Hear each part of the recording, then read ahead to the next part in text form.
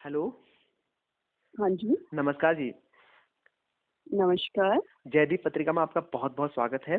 सबसे पहले हम चाहेंगे कि आप अपना एक छोटा सा परिचय दीजिए हमारे पाठकों को और हमारे दर्शकों को। उसके बाद हम आगे की वार्ता शुरू करते हैं।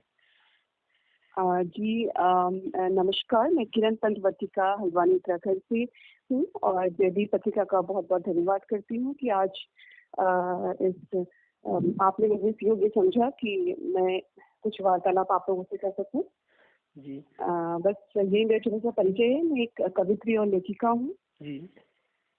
जी। आप एक कवित्री और एक लेखिका हैं और हिंदी साहित्य से कई सालों से जुड़े हुए हैं और मुझे ऐसा लगता भी है कि आप फेसबुक के माध्यम से और अन्य प्लेटफॉर्मों के माध्यम से आपने समाज के बारे में और साहित्य के बारे में आवाज उठाई है।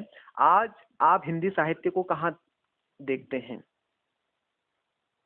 जी, देखिए, जहाँ तक सोशल मीडिया की बात है, सबसे पहले तो मैं आपको ये बताना चाहूँगी जो हिंदी साहित्य को कि मैं कहाँ देखती हूँ, क्योंकि अभी मैं बहुत बड़ी साहित्यकार नहीं हूँ और ना मैं अभी अपने को एक साहित्यकार मानती हूँ, क्योंकि मैं अभी अपने को शुरू से नवांकुर ही मानती हूँ जी और जी। अभी भी नवांकुर ही समझती हूँ और आगे को ही सीखना चाहती हूँ। तो जहाँ तक साहित्यकार उसकी बात है, जी सोशल मीडिया आप भी जानते हैं कि एक माध्यम है अपने विचारों को जी। जी दूसरों के सामने प्रेषित करने का, जी। है ना? जी तो और अभी इस समय जो ये समय चल रहा है कोरोना काल का, इस समय कुछ अत्यधिक हो गया है ना? जी। जी तो पहले ये था कि ये मतलब ये कि मंचों तक, अपनी किताबों तक और मंचों तक ये तक था सीमित। जी। जी जी। लेकिन अभी अभी जो ये फेसबुक इसके माध्यम से है, तो इंसान को ये है कि इतनी जल्दबाजी में मैं उसको मतलब पूरी तरीके से साहित्य जो सोशल मीडिया में चल रहा है उसको पूरी तरीके से साहित्य की श्रेणी में नहीं लाऊंगी, जी जी। क्योंकि कई तो ऐसे हैं कि जो बहुत सोच समझ के अपना मतलब कि साहित्य गहन चिंतन करके हम्म। फिर उसे उसमें सोच समझ कर उससे शेयर करते हैं। लेकिन कई ऐसे हैं कि बस साहित्य के नाम पे बस शेयर करना है, ये उनका उद्देश्य है, लोगों तक पहुंचाना, यही इतना उद्देश्य है, तो वो कुछ भी लिख रहे हैं, मैं उसे साहित्य की श्रेणी में नहीं लाऊंगी, है ओके। ना? साहित्य तो वो चीज है, हमने उसे गहनता से पढ़ा है, समझा है, सीखा है, हम्म तब जाके हमने उसे, क्योंकि वो ये तो सोशल मीडिया तो प्लेटफॉर्म है ना? जी और हम जितनी सच्चाई से उसमें देखो, ना उसमें सच है, मतलब पूरी तरीके से सच है, ना पूरी तरह से झूठ है। जी। जी सच जी। बताऊं तो सोशल मीडिया को हम एकदम सच्चाई में भी नहीं ले सकते कि उसमें जो लिखा है वो सच है, क्योंकि आपने खुद देखा है कि सोशल मीडिया में आजकल के लोग सोशल मीडिया में जो कुछ भी लिखा है हम्म उसे अपने की आप बीती समझ लेते हैं, हम्म हम्म हम्म है ना? चाहे हम्म। उस साहित्य के क्षेत्र में हो या किसी ने आजकल कोई मतलब कि जैसे आप देख रहे हैं कोटेशन ही डालते हैं, कई चीजें डालते हैं उसके नाम पे, चाहे जी दो जी। कुछ छंद ही डाल दें, कुछ चीजें डाल दें, जी है ना? जी। तो लोग उसको अपनी आप बीती समझ लेते हैं, ओके। है ना? जी जी जी। तो मैं ये मानती हूँ कि साहित्य, सबसे पहले साहित्य की गहनता से विचार करना हम्म सबसे बड़ी चीज है कि उसमें विचार करना चाहिए, उसे पढ़िए, उसे समझिए, हम्म। तब आप एक साहित्यकार आएंगे। अदरवाइज सोशल मीडिया में आपने एक दिन में 4-4 पोस्ट कर दी या कुछ भी लिख के कि हिंदी साहित्य यह है, इस हम्म तरीके से हमें हिंदी को आगे बढ़ाना है, हमें ऐसे करना होगा, हमें यूं करना होगा, करने से नहीं होगा। हम्म हम्म हम्म।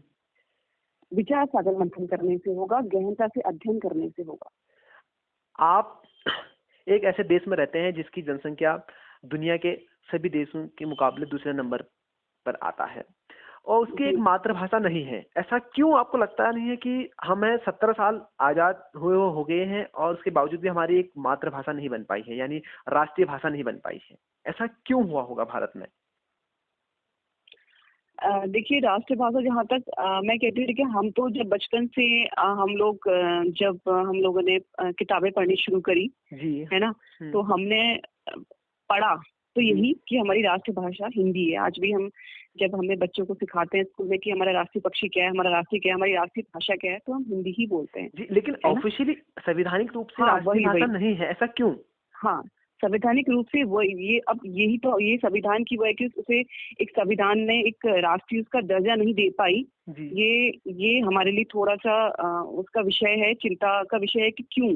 क्यों का हम्म। क्वेश्चन ये हमारे अंदर भी है जी कि इसको हम अगर मैं अपने माध्यम से ये कहना चाहूँ कि क्यों नहीं, क्योंकि इसमें कोई बाधित रास्ता तो है ही नहीं।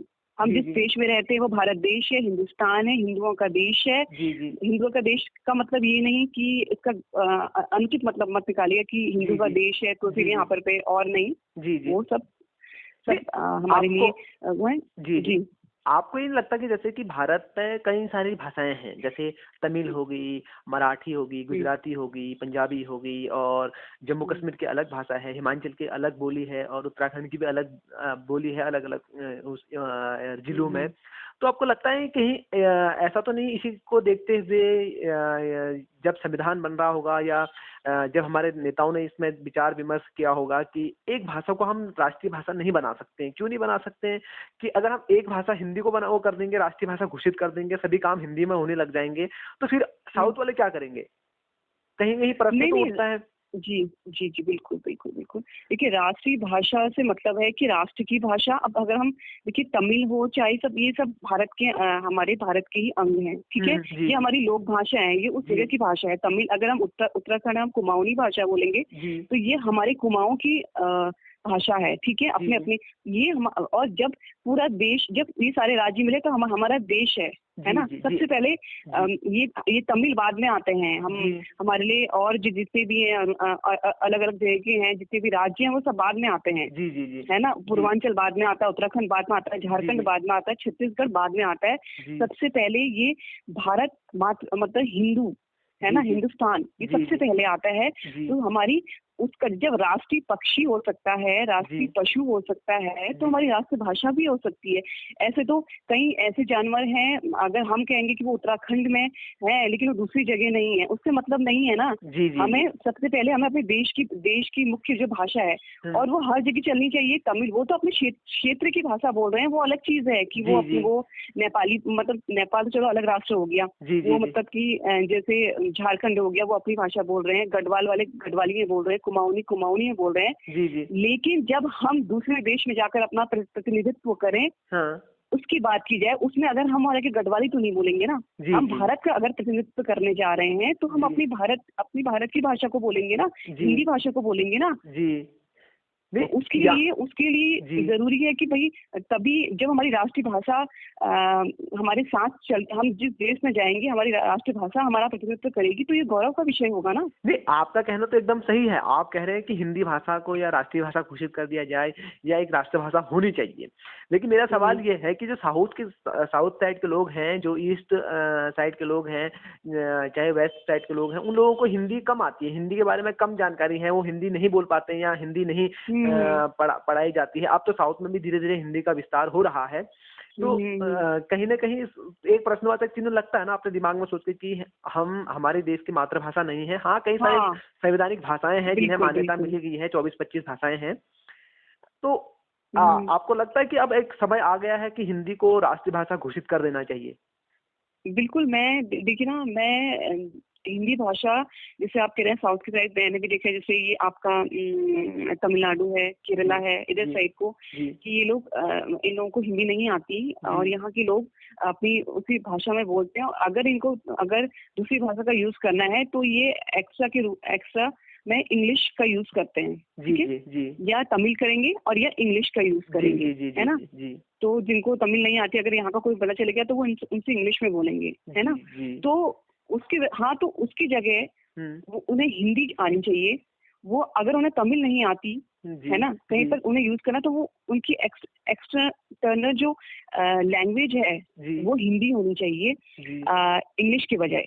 क्यों उनकी टंग में इंग्लिश आई? क्योंकि वो तो इंडिया में रहते हैं। अगर हमारी राष्ट्रीय भाषा घोषित हो जाए, क्योंकि उनका हो सकता है उनका सब्जेक्ट ही ना हो, उनका विषय ही ना हो, जी जी विषय जी क्षेत्र ही ना हो, इसीलिए उन लोगों को हिंदी का इतना ज्ञान नहीं है, और वो अपनी भाषा के बाद वरीयता इंग्लिश को दे रहे हैं, ना कि हिंदी को। जी जी जी जी लेकिन इंग्लिश को देना भी तो बहुत जरूरी है ना, क्योंकि आजकल ये टेक्नोलॉजी है वो सभी इंग्लिश में ही है। बिल्कुल बिल्कुल। एक बार बताइए, जी अगर हम हिंदी को राष्ट्रभाषा घोषित करते हैं जी तो हम इंग्लिश में भी कैसे पिछड़ जा रहे हैं, जी है ना। हम्म अगर आप देखिए, आज आप खुद देख रहे हैं विदेशों में, जी है ना, विदेशों में जो अंग्रेज हैं, जो हम्म वो अपनी पूरी तरह से इंग्लिश का यूज करते हैं, लेकिन उनका जो इस वक्त वो हिंदी की तरफ जो प्रलोभन उनका हो रहा है, वो हिंदी की ओर बढ़ रहे हैं, यहाँ के कल्चर की ओर बढ़ रहे हैं, जी है जी ना, जी हिंदी उन्हें खींच रही जी है ना, तो कोई तो कारण होगा। तो जब जी उनको हिंदी खींच रही है तो जी ऑब्वियसली हम यहाँ के लोगों को भी कहीं ना कहीं हर चीज ये है कि इंग्लिश का भी यूज, उस भाषा का भी सम्मान करना पड़ेगा। और जी। हमारे उसके बिना अधूरा है, ज्ञान भी और टेक्नोलॉजी भी अधूरी है। हिंदी चलिए। में तो टेक्नोलॉजी है ना। जी तो जी। इसीलिए जो जो आपका क्वेश्चन था, क्या क्वेश्चन था आपका भी? मेरा क्वेश्चन ये था कि अगर साउथ वाले इंग्लिश नहीं सीखेंगे तो फिर वो उनके लिए तो मुश्किल हो जाएगी ना। आधुनिक आजकल की जो शिक्षा है और हाँ आजकल हाँ जो हाँ, जो है वही उसमें इंग्लिश का बहुत जरूरी है। वही तो आपने जैसे कहा कि कानूनी कानूनी रूप से इस भाषा को राष्ट्रभाषा का दर्जा नहीं मिला है। जी तो जी। दर्जा मिलने से ये तो लड़ाई है ही, राष्ट्रभाषा का दर्जा मिलने से क्या फर्क पड़ेगा हम्म। कि जो तमिल, ये जहाँ साउथ के साइड लोग रहते हैं हमारे भारतीय, तो हम्म। उन्हें ये कंपलसरी होगा कि उन्हें हिंदी पढ़ कि आप कह रहे हैं हम नहीं सीख सकते। अब बताइए, लोग यहाँ इंडिया में रह के डच सीख रहे हैं, जी जी जर्मन सीख रहे हैं, जी जी इटालियन सीख रहे हैं, जी तो फिर आप इंग्लिश भी बोलिए, जी दिस इज मोर इम्पोर्टेंट। जी आप अपनी तमिल भी बोलिए, जी जी लेकिन हिंदी को भी नहीं, हिंदी को अपनी मेन राष्ट्रभाषा के रूप में रखिए, जी जी जी जी है ना। उसको किसी ने ये मनाही नहीं है, कहीं पर किसी भी उसमें ये मनाही नहीं है कि आप इंग्लिश मत बोलिए, जी जी जी लेकिन अपनी हिंदी भाषा का को बिल्कुल खत्म करके सिर्फ आप हिंदुस्तान में रह रहे हैं और तमिल और इंग्लिश बोल रहे हैं, वो भी एक अच्छा सूचक नहीं है। जी जी जी। आप वर्तमान में, हम यहाँ से सवाल को दूसरी जगह ले जाते हैं। हम्म। वर्तमान में आप हिंदी साहित्य को कहाँ पर देखते हैं? देखिए, वर्तमान में मैं खुद अभी वर्तमान के परिप्रेक्ष्य में ही मैं अभी एक खुद युवा लेखिका और कवित्री हूँ, जी लेकिन मैं अपनी अपनी नज़र से अपने अंदाज में ये बताऊंगी कि मैं ऐसा आज की हूँ, लेकिन पुराने साहित्य को भी पढ़ने में हम्म। रुचि लेती हूँ और पढ़ती भी हूँ। और आज की चीजें तो पढ़ने की जरूरत है ही नहीं, जी वो तो सब सोशल मीडिया में दिख जाता है। हमें तो आज के दौर पे पुस्तकें खोलने की जरूरत ही नहीं है, जी जी सब कुछ उसमें पढ़ने को मिल जाता है ना। जी जी वो बस हम, है ना, तो फिर बस यही है कि आज का जो साहित्य है, हम्म। मैं सिर्फ उसके बारे में बोलूंगी, क्योंकि जो पुराना पहले का साहित्य है उसके बारे में बोलने का हमारा इतना, क्योंकि जब तक हम उसे डीपली पढ़े ना, तो हम्म। हमें इतना हक नहीं बनता कि हम उसके बारे में कोई चीज बोलें, जी है ना। जी जी तो मैं आज के संदर्भ में ये बोलना चाहूंगी कि कई तो उस स्तर पे काम कर रहे हैं जो साहित्य उन्मूलन में काफी हद तक बहुत ज्यादा प्रयासरत है, लेकिन जी कहीं अभी इसी बीच का मैं आपको बता रही हूँ, मैं इसी बीच की बात रखती हूँ, क्योंकि ये जो कोरोना काल, ये जो रहा, इस समय इतना कुछ समझने का मिला ना समय, जी जी कि साहित्य को लोगों ने जी अपनी रोजमर्रा की जो जिंदगी है ना, जी उसको साहित्य में ढाल दिया है, अपनी जीवन, अपनी कहानी को साहित्य बना दिया है। जी जी जी जी अपने उन पे जो बीत रही है वो उनके लिए साहित्य है, जी जी वो उनके लिए वही उनका लेखन है, वही, मतलब मैं ये मानती हूँ कि साहित्य नहीं, अपना भी कहो, लेकिन जी उसको इस ढंग से कहो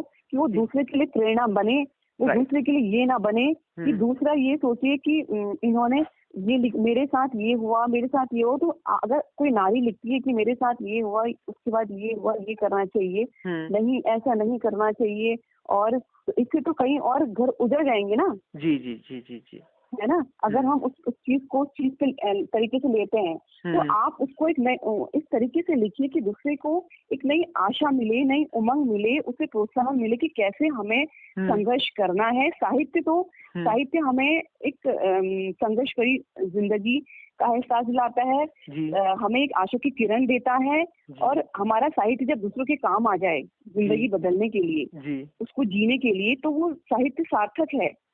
और अगर वो उस साहित्य के माध्यम से किसी को नीचा दिखा रहा है ना, कि चाहे वो जाति हो, चाहे वो कुछ भी हो, रंग भेद हो, कुछ भी हो, तो मैं उसे साहित्य नहीं मानती, है ना।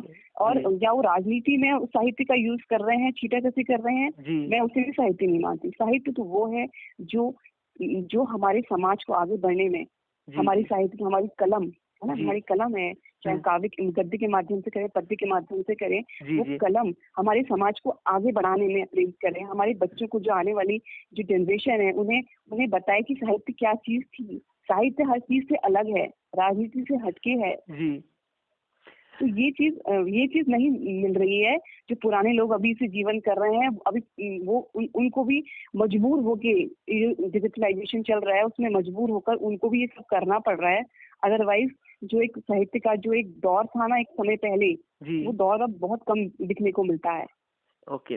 अभी वर्तमान में आप क्या मानते हैं, जो सोशल मीडिया पर लिखते हैं उन लोगों के बारे में आप क्या कहेंगे? मतलब अपनी भावनाओं को सोशल मीडिया पे ऐसे डाल देते हैं कि मानो वो साहित्य है, उन्हें लगता है कि हम हिंदी लेखक हैं, हम साहित्य को प्रोत्साहन दे रहे हैं, उन्हें ये लगता है, मगर वो असली में साहित्य नहीं होता है। अगर सही से देखें तो वो क्या, बहुत सारे लोग तो क्या बोलते हैं, कवि सम्मेलन में भी ऐसे ही साहित्य के नाम पे ऐसा अश्लीलता परोसते हैं कि उसे कोई बच्चा अपने परिवार वालों के सामने नहीं देख सकता है। अगर वो छोटा बच्चा है तो उसे देखना भी नहीं चाहिए, मैं तो ये कहूंगा। उन लोगों के बारे में नहीं, आपका क्या कहना है, जो ये लोग ऐसे साहित्य के नाम पे अश्लीलता परोसते हैं? हाँ, मैं मानता हूँ कि अश्लील साहित्य होता है, मैं उसे स्वीकार करता हूँ, मगर ऐसा तो नहीं कि आप फेसबुक पे अपनी रचनाएं डालते हैं और एक महिला की फोटो, सुंदर सी महिला की, उसके अंगों को दिखाते हुए, और ऐसे ही किसी ऐसी नारी की फोटो डाल दी आपने जो बहुत सुंदर दिख रही हो, श्रृंगार क्या हो, ये क्या साहित्य के लिए ये करना जरूरी हो गया आज? नहीं, आपकी बात दीपक जी, जो आपने सवाल पूछा है सच में ये बहुत ही सोचनीय है विषय। जी आपका जो क्वेश्चन है ये मैं भी इसमें काफी विचार करती हूँ, और जब देखती हूँ, देखिए सोशल मीडिया में जो लिख रहे हैं ये, वैसे मैं अभी भी आपसे पहले भी कहा कि मैं इतनी बहुत बड़ी साहित्यकार नहीं हूँ कि मैं जी जी कोई भी अपने अगर विचार उसमें कर रहा है तो उससे मैं उंगली उठाऊं, या जी कि वो जी ऐसा क्यों लिख रहे हैं, वो मेरा मतलब वो मुझे नहीं करना चाहिए। जी लेकिन हाँ, जहाँ तक मेरे विचार की बात है, मैं सिर्फ अपने विचार आपको बता रही हूँ जी कि सोशल मीडिया ठीक है माध्यम है, मैंने आपको पहले भी बोला, उसमें आप जो चाहें शेयर करें, लेकिन एज मतलब एक साहित्यकार, अगर आप अपने को साहित्यकार का दर्जा देते हैं जी तो, और उसके बाद जो आप कह रहे हैं कि उसमें मंचों में आजकल जो काव्य के विषय हो गए हैं, कविता विषय हो गए, चाहे कहानियां ले लो, साहित्य का कोई भी विषय ले लो, गद्य जी पद्य जी कुछ भी ले लो, जी जी है ना, उनके माध्यम से आप कुछ भी बोल रहे हो। मैं अभी आपको बताती हूँ, जैसे क्योंकि हर आजकल सब घर पे सब कुछ सोशल मीडिया पे ही, एवरीथिंग इससे जुड़ा हुआ है। जी जी तो जी जब मैं देखती हूँ कि हमारे युवा कवि भी लिख रहे हैं, है ना, जी मैं भी जी युवा कवित्री हूँ, लेकिन मेरा हमेशा से अंदाज ये रहा कि मैं कभी भी, मतलब मैं अगर प्रेम पे भी कविता लिखती हूँ ना, जी जी जी तो मेरा सीधे वो प्रेम मेरा सीधा ईश्वर से होता है जी जी जी है ना। तो अब मैंने कई जगह मैंने कवि सम्मेलन किए हैं, और कई जगह मतलब सोशल लाइव भी कहीं किए हैं। तो मैं देखती हूँ कि आज की जनरेशन बहुत अच्छा लिख रही है, उनकी शब्दकोश बहुत अच्छा है, सब कुछ है जी तो जी लेकिन उन्होंने उनकी जिंदगी में जो घट रहा है ना, जी जी जी क्योंकि वो जो उनकी जो उम्र है ना, जी उनकी उम्र में उनको सिर्फ उतना ही मिलता है, एक कॉलेज लाइफ, उसके बाद प्रेम, जी दोस्त, मतलब मित्र, जी ये प्रेम, ये सब कुछ मिलता है, तो वो अपनी कविताओं में उतना ही ढालेंगे, है ना। जी जी लेकिन वो आपकी विचारों की, क्योंकि आप पढ़ रहे हैं, आपके विचारों की, इसीलिए तो कहते हैं कि हिंदी साहित्य पढ़ना क्यों जरूरी है। जी जी कि सिर्फ आप, मैं ये नहीं कह रही हूँ कि एक हिंदी साहित्य पढ़ने वाला ही लिख सकता है, जी जी जी ये जरूरी नहीं है, लेकिन कहीं ना कहीं आपको उसका ज्ञान होना चाहिए। आपका कहने का आपको मतलब ये है कि आप कोई चीज लिख रहे हैं, आप सिर्फ अपने, जो आज का यूथ है, जो अपने उसके ऊपर जो हो रहा है, जो उसने सहा है, वो सिर्फ वही लिख रहा है, हाँ, मतलब यानी वो सोच नहीं हाँ पा रहा है, बिल्कुल, वो आप सोच ये नहीं लिख पा रहे रहा हैं है। कि मैं कॉलेज गया, वो दिखी उसकी जुल्फें उड़ी, ये जुल्फें उड़ी तो मैं मदहोश हुआ, मतलब ये कोई साहित्य है क्या? जी जी ये कोई साहित्य है? जी इससे क्या प्रेरणा दे रहे हैं आप आए को? ये कोई कविता है? जी जी जी प्रेम में लिखिए, तो प्रेम को, मैं चाहे आप किसी के लिए निश्चल प्रेम के लिए लिखिए, आप प्रेम तो सब माँ के लिए होता है, जी पिता के लिए होता है, भाई बहन प्रेमी के लिए भी होता है। जी उसमें जी भी मैं कोई पुरातन विचारधारा की बात नहीं कर रही हूँ, प्रेम भी जी होता जी जी है ना। जी वो भी जरूरी है, वो भी इस जब इस धरती पे आए हैं तो वो भी जरूरी है जी ना। जी तो इसलिए, लेकिन उसको इस तरीके से पेश करना कि मतलब एक एक चीज का वर्णन करना, कि आप नारी के रूप को भी इस तरीके से वर्णित कर रहे हो, जी है ना। जी तो है ना, अब जो स्मृतिनंदन पंत की बात, स्मृतिनंदन पंत जी जो हमारे यहाँ के बहुत फेमस कवि जी जी रहे हैं, जी और अभी बहुत राष्ट्रीय कवि हमारे, जी तो उन्होंने देखिए कैसे नारी का चित्रण प्रकृति के साथ नारी को का चित्रण किया है, प्रकृति को नारी के उसमें लेके, जी तो इस तरीके से उन्होंने नारी का चित्रण किया है कि तो कोई भी नारी और प्रकृति की सुंदरता को उनकी कविताओं में एकदम देख जी सकता है। लेकिन जी आप जी आप तो आज की जनरेशन तो प्योर मतलब इस तरीके से नारी का मतलब इस तरीके से वर्णन कर दे रही है कि मतलब अब मैं आपको इंटरव्यू में कुछ चीजें बता भी नहीं सकती, सच जी जी बताऊं तो कुछ जी चीजें ऐसी हैं कि वो इतनी अभद्रता से उसमें पेश कर देते हैं जी कि वो कवि सम्मेलन नहीं लगता, वो ऐसा लगता है कि अपनी भड़ास निकालने आए हैं, ओ, जी जी है ना। एक स्त्री होने के नाते और एक लेखक, गृहिणी और एक अनुभव आपके पास, जो आपकी उम्र का अनुभव है, उसे देखते हुए मेरा एक सवाल है कि आपको क्या लगता है साहित्य में स्त्री का क्या योगदान रहा है, और साहित्य स्त्री को किस नजरिए से देखता है?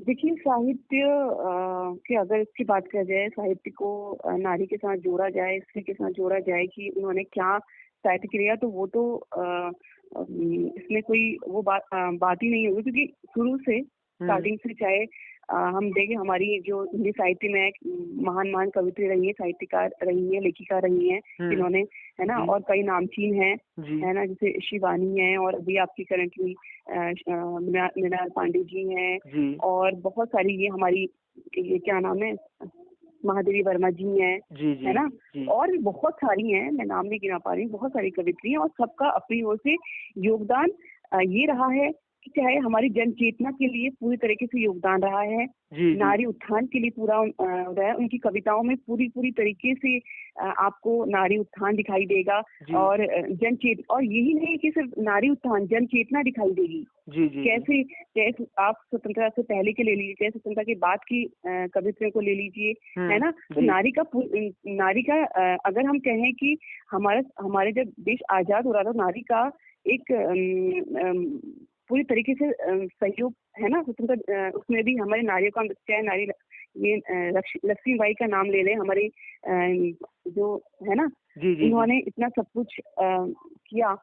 तो उसके साथ ही अगर हम ये देखें, तो अगर हम लेखनी साहित्य के उसमें देखें, तो अपनी लेखनी के माध्यम से इतनी बड़ी बड़ी लेखिका है जिन्होंने उत्थान के लिए जी लिखा, जी जी है ना, नारी उत्थान के लिए लिखा, इन चीजों के लिए लिखा, और दूसरा नारी को इस तरीके से पेश किया, है जी ना। आप जी उनको देखिए, ये उनका नाम क्या है, मैं नाम उनका भूल रही हूँ अभी, जस्ट नाम भूल रही हूँ। उन्होंने एक कवित्री है, जानी पहचानी है, जी तो जी उन्होंने पूरा नारी का इतना सुंदर चित्रण किया हुआ है जी कि नारी को अगर कोई उस रूप में देख ले, जी जो जिस तरह से कई नारी का एक गलत ढंग से चित्रण करते हैं, है ना, कि बस नारी को यही बस सिर्फ प्रेम की वस्तु, और उनको बस इसी रूप में कि मतलब किस तरह के शोषण के रूप में इस तरीके से दिखाया जाता जी है ना।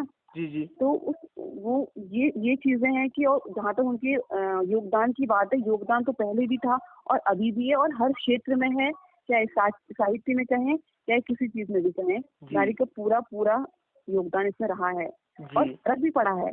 जी क्योंकि हम जब खुद देखें ना, आप जब मैं अपने को तो नहीं कहूँ, लेकिन आप कभी भी किसी नारी को देखना, अगर मैं कोई एक ऐसा आर्टिकल लिखती हूँ जी जो नारी को कोई एक आशा की किरण देता है, जी सिर्फ उसे सिर्फ अगर कोई एक बहुत गहन परेशानी में है, दुख में है, अपने जीवन की कई संघर्षों से बहुत दुखी है, और मैं एक आर्टिकल कुछ ऐसा कुछ लिख देती हूँ जो उसके दिल के तार से मैच करता है ना। हम कहते हैं ना कि कविता जी की कोई, हम भी अच्छा लिख रहे हैं लेकिन वो किसी के दिल तक नहीं पहुंच पा रहा जी जी है ना। हमने अगर लिख दिया, और वो उस नारी, उस महिला के दिल तक पहुंच गया कि जो उसकी व्यथा है वो इसने लिख दी जी है ना, तो वो एक सफल लेखन है, और वो सफल लेखन इसलिए है कि उससे उसको आशा की किरण दिखाई दे रही है, ओके कि अगर मैं असफल हूँ तो जी मुझे ये जो मैंने पढ़ा है ये मुझे सफलता की ओर ले जाएगी, क्योंकि इसने मुझे कई बिंदु ऐसे दिए हैं जो मुझे आगे बढ़ने में, जी जो आगे बढ़ने के लिए प्रेरित कर रहे हैं। लेकिन अगर हम उसी साहित्य को हम ये देखें कि नारी नहीं, कि नारी भाई नर्क का द्वार है, और नारी तो मतलब ये है कि पुरुष के कामों में मतलब जी, जी, काम जी। होते हैं उनमें भी वो उस तरीके से वो अड़ंगा डाल देती है। जी। और नारी कई उदाहरण आपने सुने होंगे ना कि जी, देखिए जी, जी। कि जिनकी नारी नहीं है वो जीवन में सफल हो जाते हैं, जी, और जी। जिनकी नारी है वो यहीं बैठे रह जाते हैं। जी, तो जी। ये सब चीजें बहुत वो मायने रखती हैं कि किस तरह से आप उनको पेश कर रहे हैं, वो आपका तरीका है, आप अपने साहित्य के माध्यम से नारी की कैसी दुर्दशा दिखा रहे हैं। जी, जी। आप मानते हैं कि साहित्य की भूमिका देश की राजनीति से लेकर, देश के विकास से लेकर, देश के हर चीज़ में साहित्य की अहम भूमिका है? ये भूमिका है, बिल्कुल है भूमिका। वो उसपे गहन चिंतन करने वाले, मनन करने वाले पे है, हुँ, क्योंकि अगर साहित्य एक ऐसी चीज है हुँ। जिसमें हम बिना शोर मचाए, है ना, जी, बिना हुड़दंग मचाए जी, अपनी उस धारा से हम जी, लोगों को जागरूक कर सकते हैं। जी, और राजनीति में आप तो खुद देखते हैं कि राजनीति में भी कई ऐसे बड़े बड़े नेता हैं जो खुद साहित्य से जो खुद लेखन में माहिर हैं, जी, जी, जो साहित्य के क्षेत्र में खुद जुड़े हुए हैं, और वो शायद कहीं न कहीं उसे अप्लाई करते भी होंगे, लेकिन राजनीति एक ऐसी ऐसी जगह है जहाँ पे जाके कहीं न कहीं वो साहित्य से थोड़ा-सा उस तरीके थोड़ा-सा इन चीज़ों से भटक के राजनीति उन पे ज़्यादा हावी हो जाती है। लेकिन ओके। अगर मतलब साहित्य की हम उस चीज़ को देखें धारा से हम चलें जी, आगे को, जी, तो राजनीति में भी इसका बहुत रोल है। अगर जी, हम अच्छी अच्छी पत्रिकाएँ हम उस राजनीति में उसको राजनीति देखो राजनीति में राजनीति ना करें तो वो भी गलत है। राजनीति में तो राजनीति करनी ही पड़ेगी ना, जी, जी, वो जी, भी एक विषय है। जी, जी, वो भी एक विषय है, लेकिन साहित्य उसमें बहुत बड़ा योगदान दे सकता है। हम अच्छा लिख लिख सकते हैं, अच्छा विचार सागर मंथन कर सकते हैं और अपने विचार उन तक पहुँचा सकते हैं। हुँ, लेकिन अभी अभी वो हमारा दुर्भाग्य है कि अभी समय ऐसा चल रहा है ना, जी, कि लोग ने साहित्य को पूरी तरीके से राजनीति की ओर मोड़ लिया है, क्योंकि चाहे हर कहानी हो, कविता हो, जी, कोई भी कुछ भी हो, तो उसमें कहीं हर जगह राजनीति की मिलावट आ गई है। यहाँ तक कि आप चुटकुले देख लीजिए, जी, जी। जो जो जोक्स बन रहे हैं उसमें भी राजनीति की मिलावट है। अदरवाइज जब हम बचपन में चुटकुले सुना करते थे तो ऐसे चुटकुले हुआ करते थे जिसमें राजनीति की कोई महक ही नहीं होती थी। अभी आपको लगता है कि जो बड़े-बड़े लेखक हैं, वो भी कहीं न कहीं सम्मान पाने के लिए या किसी कोई पदक के लिए मतलब वो किसी अलग एक राजनीतिक विचारधारा में घुस जाता है और उसे लगता है कि मैं यहाँ इसी राजनीतिक पार्टी का गुणगान गाऊँगा तो मुझे ये पदक मिल जाएगा, मुझे ये सम्मानित हो जाऊँगा मैं इस मंच पे। ऐसा लगता है आपको कि ये बड़े-बड़े लेखक ऐसा करते हैं? हाँ, देखिए ये भी मैं बोलना चाहूँगी कि जब तक मैं ऐसा ना जब मैं स्टार्टिंग में लिख रही थी, जब मैं मतलब 11th-12th जब मैं पढ़ती थी, तो उस जी। समय मैंने अपनी मतलब कविता वगैरह लिखना शुरू करा। तो उस समय तक हम लोग इन चीज़ों से मतलब जब तक हम मंच पे नहीं आए थे, जी, मेरे जी। कहने का मतलब जब तक हम मंच में नहीं आए थे, बस यूँ ही अपने शौक के लिए लिख रहे थे, तो हमें ऐसा लगता था कि बहुत अच्छा ये बहुत अच्छा मतलब ज़रिया है अपनी अभिव्यक्ति करने का, और ये सबसे अलग दुनिया है। जी, मैं जी। ऐसा सोचती थी कि ये जो लेखकों की दुनिया है ना, जी। लेखक और कवियों की दुनिया ये सबसे निराली है, सबसे अलग है। हुँ, हुँ। इसमें किसी राजनीति का साया नहीं है। जी। कोई इसमें हमें अपमानित नहीं कर सकता। जी। कोई इसमें हमें धमका नहीं सकता, जी। है ना? जी। लेकिन जब धीरे-धीरे हम आए, हम अभी जब मंचों में जा रहे हैं, ये आ रहे हैं, हुँ। तो मुझे वहाँ जाके पता चला कि हाँ, इसमें भी प्रतिस्पर्धा है, जी, जी। इसमें भी राजनीति है, इसमें भी आगे बढ़ने की होड़ है, इसमें भी जी। सम्मान चाहिए। जी, जी, जी, जी। इसमें और जो मैं सोचती थी कि मैं जिस समय लिखती थी, जब मैं मंच में सोचती थी मैं एक बार बस अपनी कविता किसी को सुना दूँ ना, हुँ, मैं हुँ। सफल हो जाऊँगी। जी, जी, जी, जी, जी। दूसरों के कानों तक ये पहुँच जाए, मैं जी। सफल हो जाऊँगी। और जी। आज भी मेरा यही है कि आज भी अगर मैं मेरे दिमाग में कभी नहीं आता, मैं सोचती हूँ चाहे मुझे बस मेरी जो मैंने रचना लिखी है दूसरों के दिल तक पहुँच जाए। जी। सम्मान हमारा सम्मान वही है कि किसी ने हमारी रचना को सुना, किसी ने हमारे साहित्य को सराहा। हाँ, वो सम्मान मैं ये नहीं कहती कि सम्मान अगर आप सम्मान मिलने योग्य हैं, जी। है ना?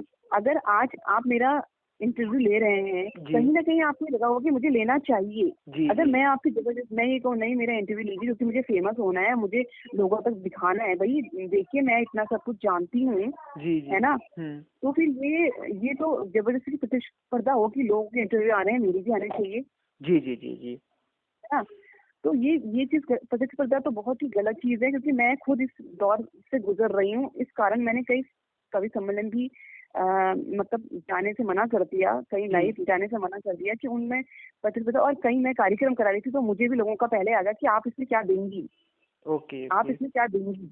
मतलब ओके, कार्यक्रम हुआ नहीं है, लोगों को ये हो गया कि आप इसमें क्या देंगी, ओके, ओके, ओके। सम्मान, है ना। तो वो चीजें, ये चीजें बड़ी खलती है कि इंसान अभी उसने अपनी रचनाओं को परोसा तक नहीं है और वो पाने की इच्छा कर रहा है। तो ये, वो तो हम करेंगे सम्मान, एक एक एक इंसान, एक किसी को हम बुला रहे हैं और हम उसकी उसकी कितनी सुंदर, उसने कड़ी मेहनत से अपनी रचनाएं करी हैं, तो हम सम्मान तो उचित है, जी, लेकिन जी। मांगना अनुचित है। एकदम सही कहा आपने। एक स्त्री के नाते और एक कवित्री के नाते आप क्या संदेश देना चाहेंगे युवाओं को, महिलाओं को और भारतीय समाज को, जो समाज आज कहीं न कहीं आपस में लड़ रहा है? बिल्कुल दीपक जी, देखिए, सबसे पहले तो मैं, जो मेरा मैसेज है वो सीधे सीधे युवाओं के लिए, क्योंकि जी। युवा ही आगे चल के, है ना, जी, जी। देश का भविष्य है। और ये जो युवा है, यही आगे आगे जाके जो एक अवस्था आती है अलग, यही राजनीति में भी जाते हैं, यही अलग अलग क्षेत्रों में जाते हैं। जी। तो अगर युवाओं को सही रास्ता मिलेगा ना, जी। तो ये जो जाति धर्म और राजनीति, साहित्य, इन सब चीजों में जो लड़ाइयाँ चल रही हैं प्रतिस्पर्धा की, वो खत्म हो जाएंगी, और जो गलत रास्ते पे युवा पीढ़ी जा रही है वो भी नहीं जाएगी। तो जी। मेरा यही है कि मतलब युवा पीढ़ी से यही है कि जिस तरीके से ना हम मतलब, पहले तो मैं ये मानती हूँ कि साहित्य हमारे एक सब्जेक्ट एज अ, मतलब हिंदी तो स्कूलों में होती जी। है ना, जी। लेकिन इस ओर उनको प्रेरित करना जरूरी है कि स्कूलों में जैसे आप फैंसी ड्रेस कंपटीशन करवा रहे हैं, ये कंपटीशन करा रहे हैं, जी। तो ये कंपटीशन भी होने चाहिए। कविताओं का, हिंदी जी। कथाओं कहानियों को कंपटीशन होना चाहिए, और युवा को साहित्य की ओर प्रेरित करना चाहिए। समय समय पर कवि सम्मेलन इस तरीके से स्कूलों में करवाने चाहिए, जी। ताकि, और उनको ये इस भाषा का ज्ञान कराना चाहिए, ताकि जी। जो आज की युवा पीढ़ी नशे की ओर, इन चीजों की ओर जुड़ गई है ना, हुँ। उनको साहित्य का नशा हो जाए। ओके। और समाज को क्या? साहित्य का नशा हो जाएगा तो सारे नशे खुद ही खत्म है। जी, समाज को क्या कहेंगे जो आपस में लड़ रहा है आज? देखिए, समाज को तो मैं क्या कहूँ कि पूरी दुनिया समाज, क्योंकि हमारे जो दल हैं वही टीवी में बैठ के लड़ रहे हैं, जी। है ना, जी। जिन्हें समाज को का आह्वान करना चाहिए कि भाई नहीं, आप लड़िए नहीं, हमें देश को संवारना है, तो वही जब टीवी में बैठ के डिस्कशन कर रहे हैं, तो जी। हमारी आवाज को तो कौन सुनेगा। जी। लेकिन जी। फिर भी हमारा दायित्व बनता है कि हम कुछ कहें, है जी। ना। हुँ। तो मेरा मेरा जो दायित्व बनता है, मैं उसके साथ तो यही कहूंगी कि इस तरीके की लड़ाइयों से कुछ भी हासिल नहीं होना है। जी। एक शब्द है, प्रेम बना है, जी। प्रेम दोगे तो प्रेम मिलेगा, हुँ। है ना, जी। सम्मान दोगे सम्मान मिलेगा। और जी। अगर अपनी अपनी करने में लगे कि हम हिंदू हैं, हम हिंदू हैं, मुस्लिम हैं, हम मुस्लिम हैं, तो जी। कभी एक नहीं हो सकते। बहुत अच्छा लगा। मैं सम्मान दो। जी। जी बिल्कुल। जी, जी, बोलिए, बोलिए, कंप्लीट करिए आप ये बात। नहीं, बस यही है ना कि बस अपने ये जातिवाद पे लड़ाई ना हो, रंगभेद पे लड़ाई ना हो, जी। और बस ये राजनीति में गुटबाजी ना हो। बस इस तरीके से अगर एक दूसरे का सम्मान करके हम रहें, तो भारत वैसा ही रहेगा जी। जैसे हम कल्पना करते हैं। आप उत्तराखंड से हैं, बहुत ही अच्छा जी। राज्य है, बहुत ही बढ़िया सुंदर क्षेत्र है। मैं चाहता हूं पर्सनली, व्यक्तिगत रूप से, कि आप उत्तराखंड के बारे में 2 लाइन या 1 सेंटेंस ऐसा बोलें जो हमारे दर्शकों को प्रभावित करें और हमारे दर्शकों को सुनने में बड़ा आनंद महसूस हो। उत्तराखंड, मैं तो बचपन से ही मेरा जन्म स्थान रहा है। जी। अल्मोड़ा उत्तराखंड, जो कि सांस्कृतिक नगरी है, जी। और इस वक्त मैं हल्द्वानी में रहती हूँ। जी। तो मैं ये मानती हूँ कि उत्तराखंड तो पूरा अपने आप में देवों की भूमि है, जी। जहाँ हम जो हमारी पीढ़ियां हैं वो ये मानती थी, और अभी भी सब हम यही मानते हैं जी। कि यहाँ देवभूमि है और देवों का निवास है। और इसी तरीके से ये देवभूमि रहे। यहाँ कभी भी इस तरीके से छींटे ना पड़े कि ये देवभूमि कहीं पर भी कलंकित हो। तो ये ओके। सांस्कृतिक नगरी है और संस्कृति का नगर है, जी। अनुपम है। ओके। अगर आपको लगता है कि इस दौरान आप अपनी बात को नहीं रख पाए, कोई ऐसी बात हो जो आपका जीवन का अनुभव रहा हो, आपको लगता है कि ये जी। महत्वपूर्ण है समाज में बताने के लिए और इस मंच पर रखने के लिए, तो आप रख सकते हैं। ऐसा तो अनुभव अभी तो आप देख ही रहे हैं, अभी तो उम्र का दौर चल रहा है, अभी तो कैसे कैसे अनुभव लेने हैं, जी, जी, है ना। जी, अभी तो मैं सोचती हूँ अभी बहुत उम्र बाकी है अनुभव लेने के लिए, क्योंकि अगर मैं अभी से ये कहूंगी कि मुझे बहुत सारे, वैसे तो कई चीजें सिखाई हैं समय ने, जी, लेकिन अगर मैं ये अनुभव कहूँ कि मेरे में अभी से, मैं आपको जब मेरा ये क्योंकि अनुभव तो अंत तक खत्म नहीं होता ना, जी, जी, जी, मरते दम तक इंसान को कहीं ना कहीं अनुभव रहते हैं। जी, बस कुछ अनुभव मेरे हैं, क्योंकि मैं साहित्य से जुड़ी हूँ और इन चीजों से जुड़ी हूँ। कुछ अनुभव मेरे ये हैं कि कभी भी मतलब मैंने ये देखा है कि प्रतिस्पर्धा करके किसी को मतलब अपनी किसी को नीचा दिखाकर, किसी चीज को दिखाकर आप कभी कुछ पा नहीं सकते, जी, है ना। और मैंने हमेशा ये देखा है कि अगर आप प्रतिस्पर्धा की दौड़ में ना रहकर जी, सच्चे हृदय से जी, अपने कर्म की ओर अग्रसर बढ़ रहे हैं, जी, तो आप उन लोगों से भी आगे हैं जो इस होड़ में आगे बढ़ रहे हैं जी, कि हम सबसे आगे होंगे और ये सबसे पीछे होंगे। ओके। बहुत बहुत धन्यवाद, आपने अपना बहुमूल्य समय दिया जयदीप पत्रिका को। जयदीप पत्रिका, इसके लिए आपका तहे दिल से आभारी है। धन्यवाद। बहुत बहुत धन्यवाद आपका भी कि आपने मुझे यहाँ पे बुलाया। धन्यवाद। ओके।